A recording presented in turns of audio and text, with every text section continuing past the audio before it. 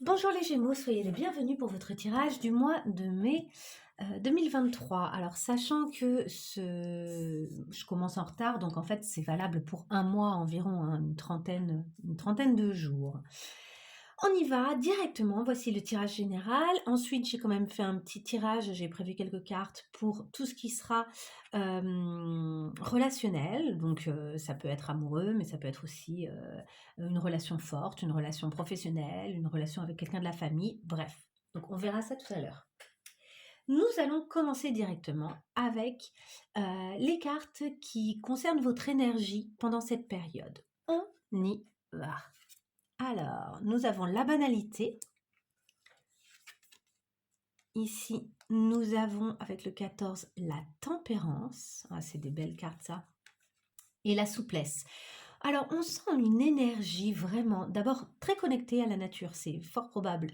Peut-être que certains d'entre vous jardinent actuellement, peut-être que c'est un mois où vous êtes en contact avec un rythme assez normal, assez souple, assez tendre, assez serein. Il y a vraiment une jolie connexion avec des choses simples en fait.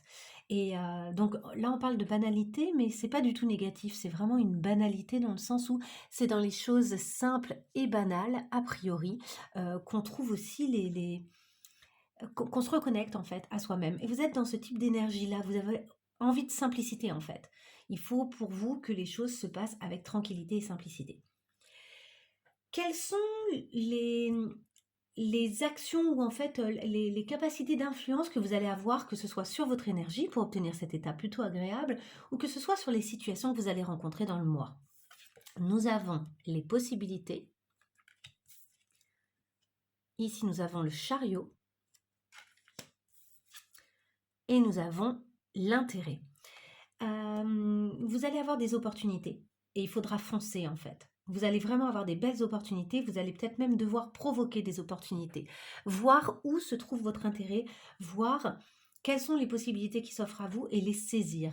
Vous avez ici une belle capacité d'action. Alors ça peut sembler opposer le fait ici d'avoir finalement des finances, des choses concrètes, mais d'abord c'est connecté à votre cœur, c'est-à-dire que je pense que vos motivations et là où sont vos intérêts financiers, concrets, ça va être aussi des choses qui seront très connectées à votre cœur, puisqu'elles forment quand même un cœur, hein, toutes ces pièces-là forment un cœur. Donc je pense qu'il y a quelque chose comme ça.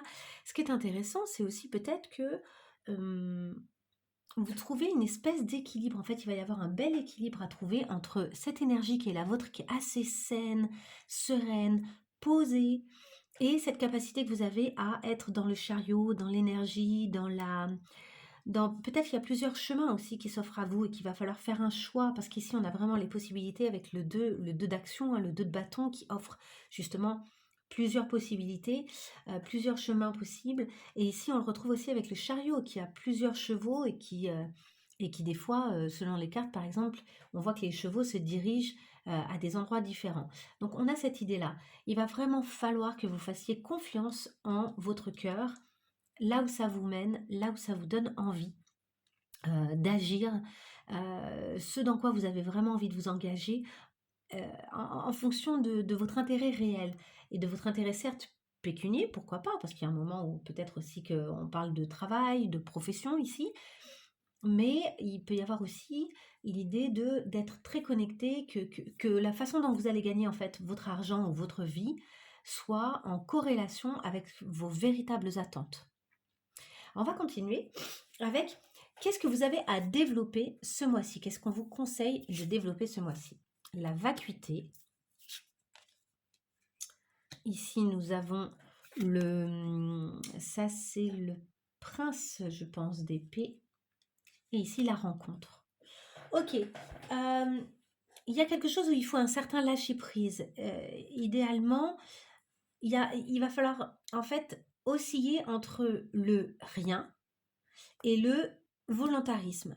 Le tout dans le cadre de rencontres, de nouvelles possibilités justement qui vont s'offrir à vous. Donc vous allez avoir intérêt à osciller en fait entre je pose des actions concrètes, j'agis, je dirige même, je,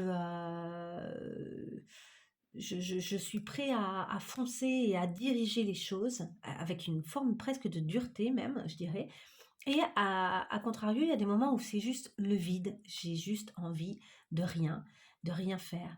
Et c'est intéressant parce qu'il y a une espèce d'oscillation comme ça entre deux états, deux façons de fonctionner. Et vraisemblablement, c'est ça que vous devez continuer. C'est accepter en fait les moments de vide et aussi accepter les moments où vous devenez la personne qui dirige, le côté dirigiste, cette énergie que vous avez dans la rencontre, dans l'initiative. Oui, c'est ça, votre capacité à initier. Je vais regarder vite fait ce que nous raconte la vacuité. Ça m'intrigue assez. C'est un nouveau jeu, là, le Oshozen Tarot. Je l'ai jamais utilisé, je crois, en tirage.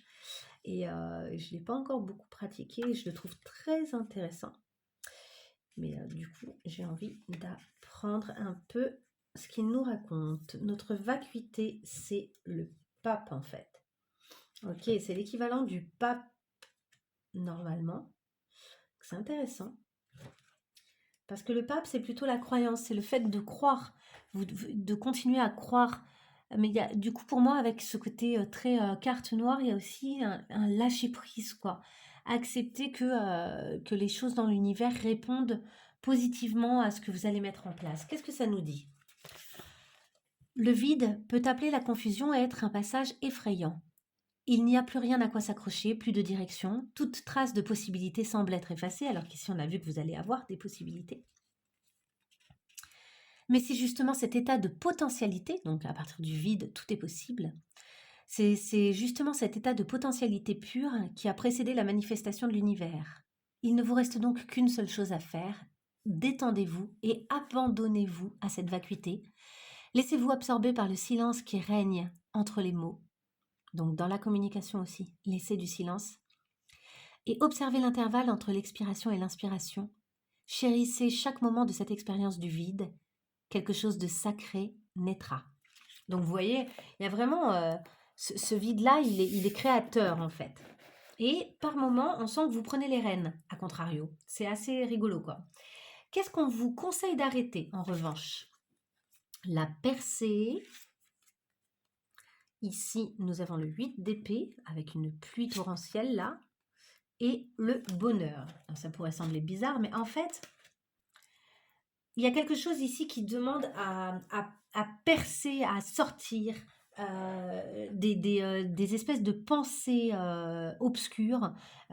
Je vais le mettre là, comme ça vous le voyez. Ici, il y a comme le bonheur. Vous voyez, ces deux cartes, elles se ressemblent un peu. Elles sont là, elles sont assez puissantes. Et puis au milieu, on a cette carte avec ce 8 d'épée. Et le 8 d'épée, la plupart du temps, c'est le fait d'être dans un emprisonnement mental, d'une certaine manière. D'être là en train de tourner sur ces mêmes pensées tout le temps, alors que justement, on vient de vous dire, vous, ce que vous avez à faire, c'est lâcher prise. Finalement, tout va éclore.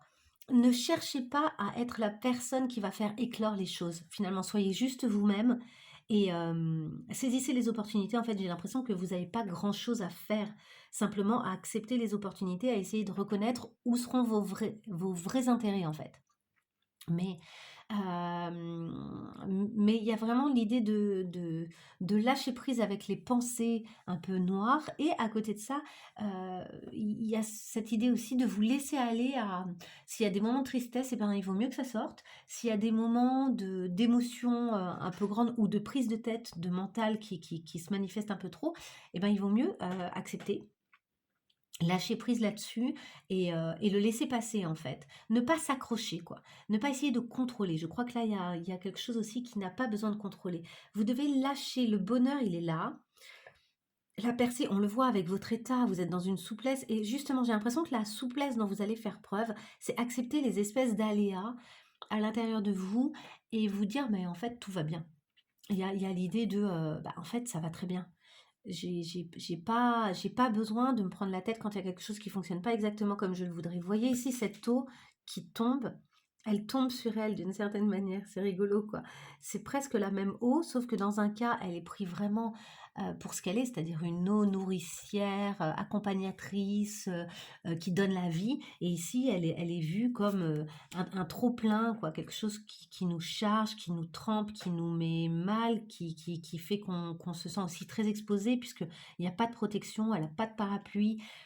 D'un coup, on se sent à nu, on se sent trempé, on se sent fragile, on pourrait attraper une maladie, une crève, un truc comme ça.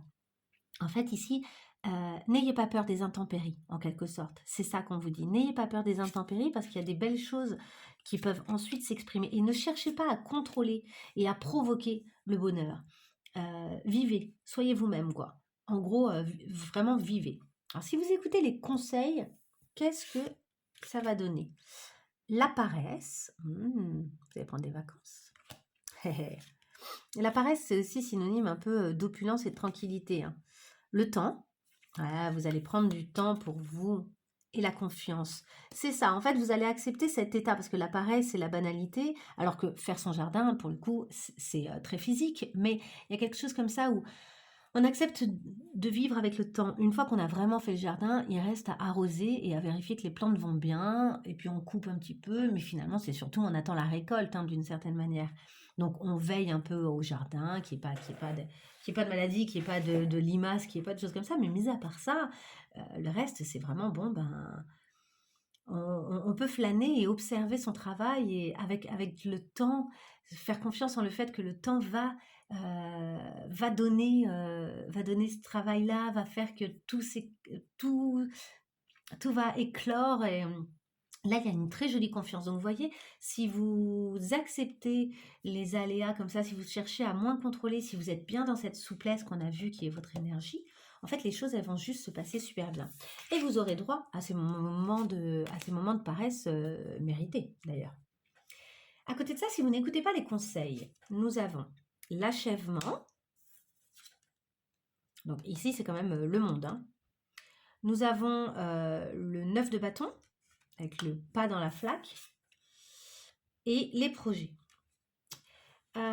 Si vous n'écoutez pas les conseils, oui, il y a des projets, oui, il y a des choses, vous allez aller au bout, certes, mais je crois que ce qu'on vous dit, c'est que ce sera un peu trop volontaire d'une certaine manière et que c'est pas sûr que ça vous rende heureux. L'objectif là des cartes, pour moi, c'est votre bonheur à terme. Des fois, par exemple, un accomplissement professionnel, avoir une grande carrière, etc., c'est pas ça la route qu'on doit suivre. C'est pas ça qui nous intéresse au fond. Au fond, ce qui nous intéresse, c'est faire son potager. Et c'est là que la question se pose. Certes, si vous n'écoutez pas ces conseils, si vous êtes directif, si vous y allez à fond, etc., bien sûr, vous pourrez avoir des choses assez extraordinaires qui vont se passer. Mais j'ai l'impression que c'est... En fait, vous allez vous engager dans des rouages qui ne sont pas forcément ceux que vous souhaitez avoir, qui finalement ne sont pas forcément ceux qui vous éclateraient, qui vont vous rendre heureux ou heureuse, vous voyez. Donc, faites attention à ça. Faites attention à ce que vous voulez vraiment, en fait, c'est ça. Où est votre véritable intérêt? Est-ce qu'il est dans les finances ou est-ce qu'il est ailleurs? Quelles sont les possibilités qui s'offrent à vous? Quelles sont ces différentes routes? Et vous aurez une victoire de toute façon. C'est quand même synonyme de victoire, le chariot, hein. C'est une force. En fait, vous avez une très belle capacité d'action avec cette carte, ça se voit. Mais cette souplesse, là, cette tempérance, et comme ça, ce 8, de denier, hein, c'est l'équivalent du 8 de denier ici. Il y a vraiment cette idée d'accepter que le temps va faire son office, que le temps va faire ce qu'il a à faire et que finalement vous allez être vraiment heureux et épanoui à terme s'il y a une forme de petit lâcher prise, quoi. Alors pas forcément sur tout, évidemment, mais il y a comme un besoin de lâcher prise. On va y aller sur les cartes amoureuses ou relationnelles, hein. Réfléchissez, pensez à une relation qui compte pour vous, qui est importante, qui peut-être à l'heure actuelle vous questionne ou à laquelle simplement vous avez envie d'accorder du temps pendant ce tirage.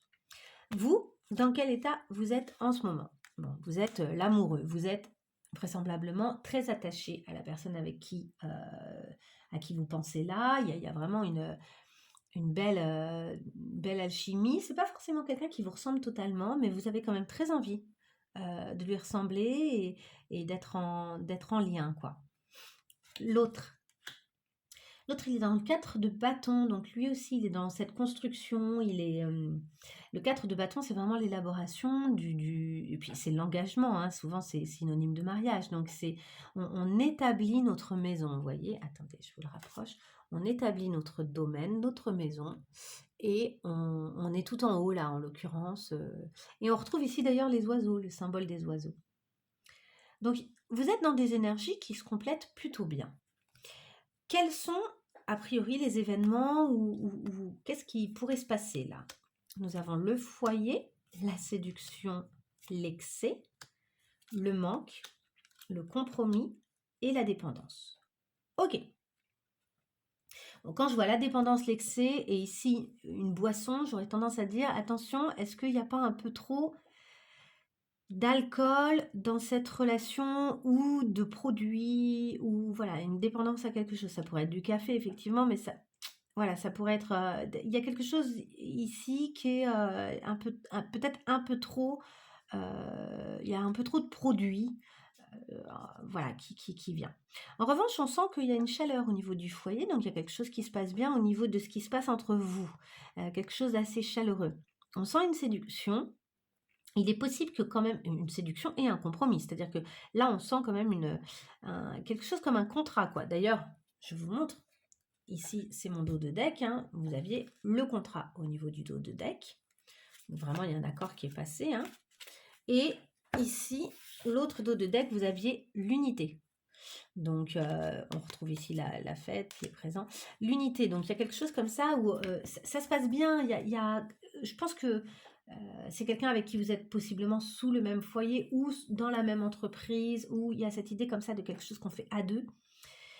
Il est possible qu'à un moment, vous soyez soit éloigné, soit quelque chose qui fait que vous allez ressentir le manque, ou bien il y a l'un d'entre vous qui a besoin d'exprimer un manque. Il y a quelque chose quand même qui peut-être ne suffit pas dans cette relation à un moment donné dans le mois, hein.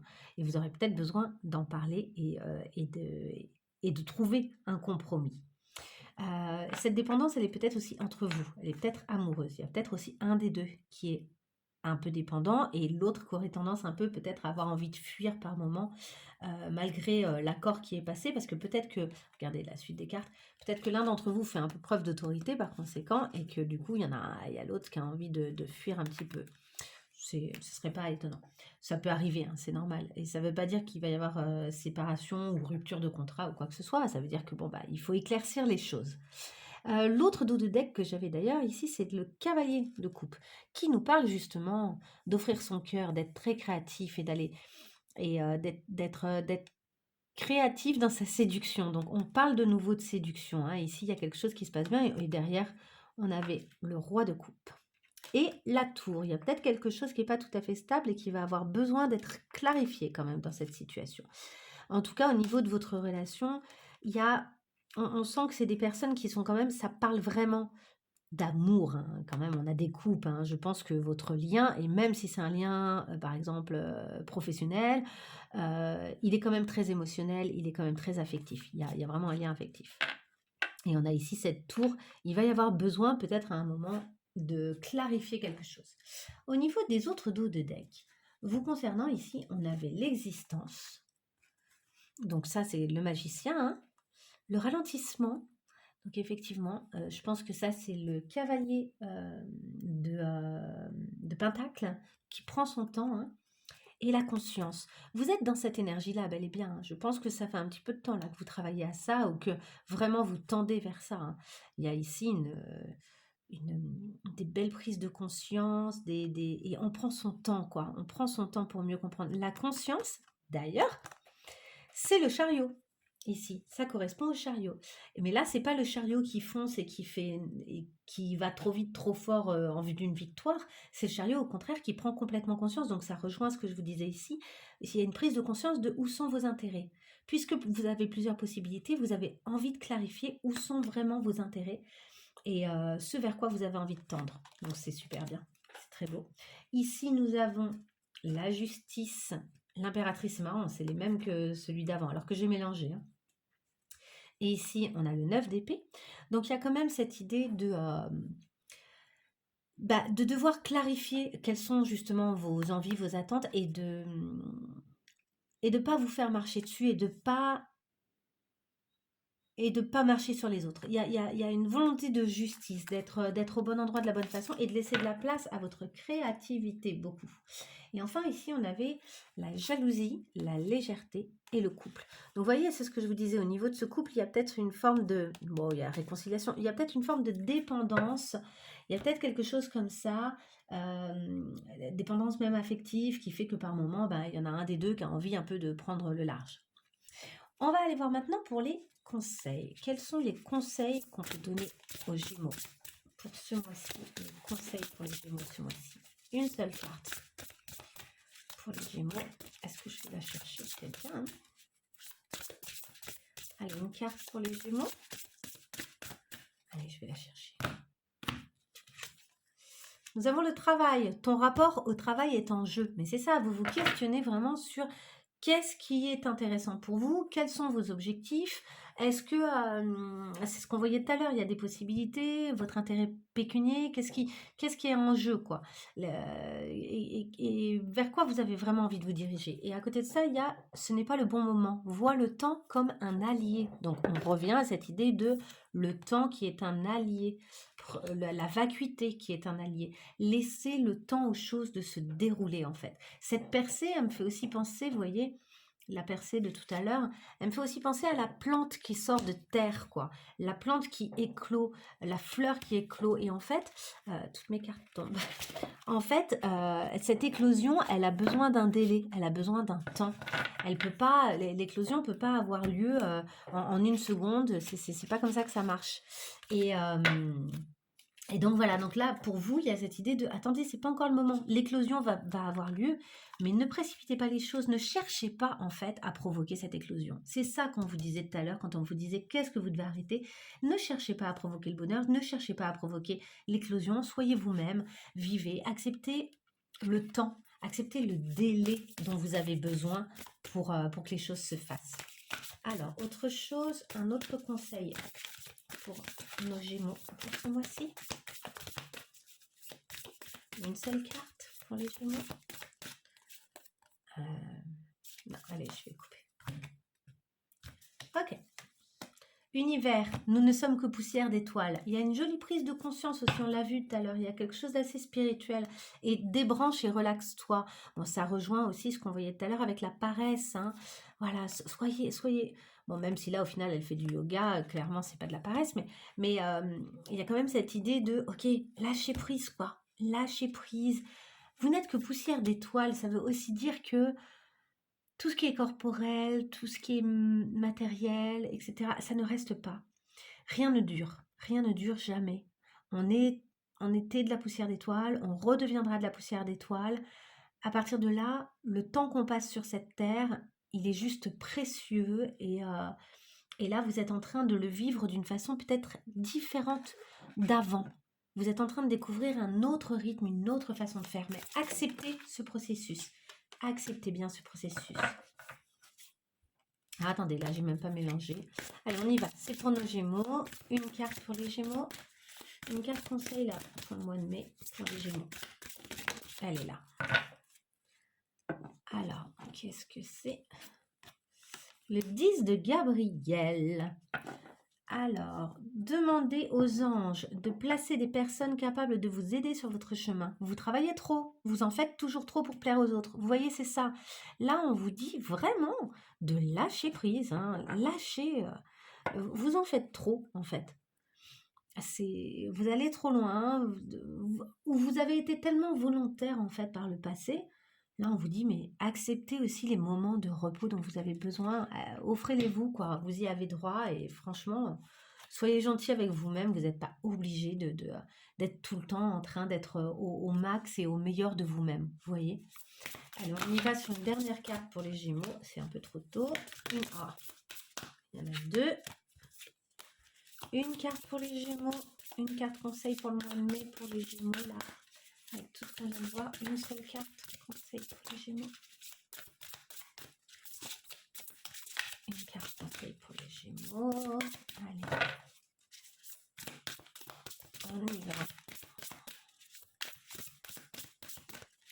Et une carte, si ça veut bien, hein. Est-ce que ça veut bien venir? Carte conseil pour les Gémeaux. Bon, ben, je vais la chercher. Allez, go. Le 5 de l'action. Donc c'est le 5 de bâton qui parle souvent de conflit, le 5 de bâton, alors qui peut parler de conflit avec les autres, mais qui peut aussi parler de conflit interne.